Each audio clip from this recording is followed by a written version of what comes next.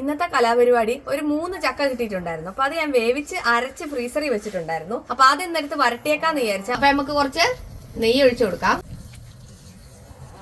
ഇനി നമുക്ക് നമ്മുടെ ഫ്രീസറിൽ എടുത്ത് വെച്ചിരുന്ന ചക്ക ഇട്ട് കൊടുക്കാം.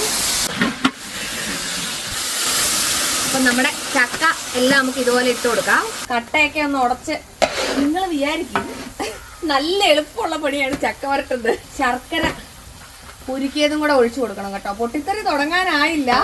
സിൽവറക്സ് കണ്ടോ കീഴെ തന്നെ ഇരിപ്പുണ്ടെന്ന്. ഇനി നമുക്ക് ഇതിൻ്റെ അകത്തോട്ട് ശർക്കര പാനി ഒഴിച്ചു കൊടുക്കാം. ശർക്കര അരിച്ച് നമുക്ക് പാനി ഒഴിച്ചു കൊടുക്കാം. ഇതൊരു ഉച്ച വരെ ആവും ഇളക്കി നല്ല റെഡിക്ക് വരുമ്പം. പൊട്ടിത്തെറി എന്നൊക്കെ പറഞ്ഞാൽ നല്ല 1ാം ക്ലാസ് ആയിട്ട് തെറിക്കുന്നുണ്ട് കേട്ടോ.